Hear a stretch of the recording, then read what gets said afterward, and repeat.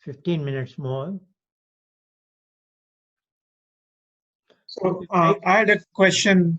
Can you hear me? Yes, I do. In the current situation of COVID, how can we use the Vedic principles to make sense of everything that's going on? Especially when you kind of think about, why are only certain people getting more affected? Are there like a special law of karma comes into play in such a wide event worldwide? Yeah, very good question, because as I said, the whole subject of karma and law of karma is highly complex. So, like something has happened somewhere, starting with a city in China, Wuhan, and of course, somebody has done something wrong. Either somebody has eaten some wrong stuff, uh, bats or snakes or cats or dogs or whatever it is. And as we know it, the human cycle, as such, I am personally of the view that we are naturally herbivores. And even as a herbivore, if some of us becomes meat eaters, carnivores, or both, they eat this as well as that. But generally in the animal kingdom, a lion is a carnivore. They survive only on meat and not on grass, not on plant. But some human beings, they want best of both the worlds. So they eat meat as well as vegetables, fruit, grain, and fruits also. Just their convenient way of thinking. But I will not speak much about this, whether human beings are naturally herbivores or carnivores. But my position, maybe on some other occasion, I will describe it, why I think we are, by nature's design, we are herbivores. But this situation has arisen that some human beings have gone to super carnivores. Even a carnivore typically eats herbivores. Like a lion, tiger, they are predators. Their prey is something like a zebra, deer, and things like that.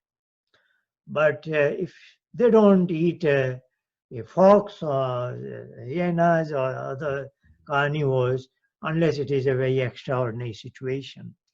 So here there is a situation that somebody in China, and I understand in that part of the world, there are some more countries where such practices are followed, not by the entire population, but a significant fraction of population, that they eat the animals and other species who are not herbivores, such as cats, dogs, bats, snakes.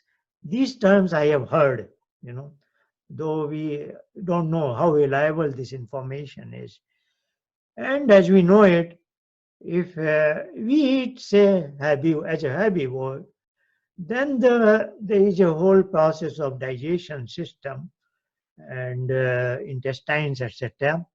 So, there is so-called nitrogen equilibrium. Nitrogen is consumed and then is also thrown away.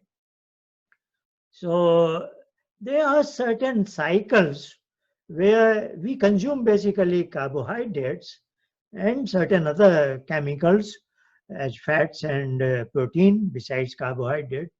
But other things are trying to maintain certain balance. This balance system is very important in the understanding of the nature. For example, in the atmosphere, we love oxygen a lot, is it not? Because that is our respiratory system's demand, you know. But oxygen is only one-fifth in the air. The major part is nitrogen. So somebody say, what the hell is nitrogen is doing? It is useless, is it not? But that 4/5 of nitrogen is very important, because nitrogen has a one unusual property. In liquid nitrogen, anything can remain like this for thousands of years. It doesn't go through any decomposition. Oxygen causes decomposition, is it not? Decomposition looks a negative word. Whenever there is a D, it's a negative, is it not? But that is very important, that things should decompose. So when I eat food, all that chemistry must happen, is it not? So without elaborating that cyclic process, what I am trying to say is, we have a particular cycle in which certain things play certain role and certain things play balancing role, is it not? And certain things are absolutely unwanted. Like something is poison for me, but that could be the food for another species. They have a very different cycle. Herbivores have a cycle like ours, is it not? But carnivores has a very different cycle. And snakes and bats may have different cycle. For us, there is something very dangerous virus. But that same virus within their cycle maybe is a part of that cycle. Are you getting me? So there is nothing bad in this world except that everything has its rightful place. If you disturb that, you are causing a very great harm, is it not? So what probably has happened, this bunch of super carnivores, if I could call them, they have done something mischievous, and that has brought something which we call coronavirus number 2019, whatever it is. It's different from SARS and the previous coronavirus. But we have had some previously also. So this has been a recurring lesson always. 10 years later, it comes again. People forget all this. At that time, it was swine flu, some bird flu, and now it is some other kind of Wuhan flu or whatever you call it. So super carnivores have introduced in the human system a thing that was not supposed to be in this. And these things, like there is a lot of bacteria in my body, is it not? Bacteria are part of my system, you know. And many bacteria don't come and cause any harm to us, is it not? They enter into the body, they multiply, they go away. All this is part of the system. Indeed, the digestion system means multiplication of bacteria, is it not? So all this is complex things. I don't know much about it. This is not my specialization. But what I understand with my limited knowledge, that something from a different cycle has somehow entered into a human cycle. And then it is causing havoc. Now the question in this context of law of karma is that mischief has been done by certain people in certain countries. Now why the whole humanity is suffering? You know, this is another aspect of law of karma. That the action, mischievous action has been done wrong by X. But why Y is suffering? Is it not? But if you look at in your household, say my son is not well today. He was eating something wrong somewhere or did some overeating and he has taken ill and he is in pain and suffering. But his mother and father, his brother, sister, they are also in pain, is it not? If one family member is in suffering, others are also. So this is what interconnectivity is all about. As such, that my particular son did something wrong, but he is getting the pain reward, but we are also getting the rewards because this is one family, is it not? We also have some role. I probably did not educate my son properly, is it not? I did not discipline him properly. So we all are suffering because of one family member's wrongful action. Now indeed, the entire humanity is one family. All of us are interconnected. And come to think of it, we also have a role to play. Like today, you know, I am thinking, look, Vedic principles are nice, this and that. So let me convey it to some people. I could have said, why the hell I should bother? Houston gives me a salary, whether I conduct this class or not, is it not?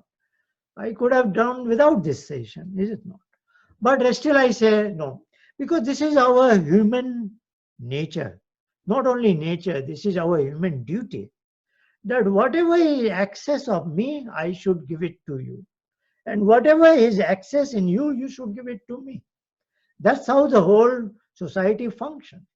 That's what a plumber does to me. I can do something to. If nothing else, if he's not interested in Vedic knowledge, I give him money. Is it not? That money I got from here. So actually everything is cyclic, is it not? And we are all trying to take away others' pain. That's how our professions are there. Everybody, a plumber, electrician, if you ask him, everybody's legitimate profession is finally guided to diminishing pain and suffering of others, is it not? And that is what the human society. Those who cause pain to others are bad quality. We have discussed all that. Now here the question is, seemingly action has been taken wrongfully by far away somebody else, thousands of kilometers away.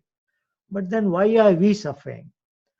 The answer to this is, just like in a village, say there is a water pond and it's filthy, and you keep your house very clean, but due to that water pond, mosquitoes are breeding, then those mosquitoes will enter into everybody's house, even into a clean house. Now you may say, I am keeping my house clean, but why do mosquitoes come into my house? Then I think the answer to that is, well, you have a duty towards your community also. You have not only keep your house clean, your village streets, your water pond, all that should be clean. Otherwise, that situation will be causing some effects on you also, is it not? So we are all interconnected. You can see within a family, within a village, but we are short-sighted. We don't see that huge world as such. Of course, we know Vasudhaiva Kutumbakam and all these nice words, but that is literally true, that the whole world is now global village, and that's what we are seeing, that what has happened in one small community has gone out of control.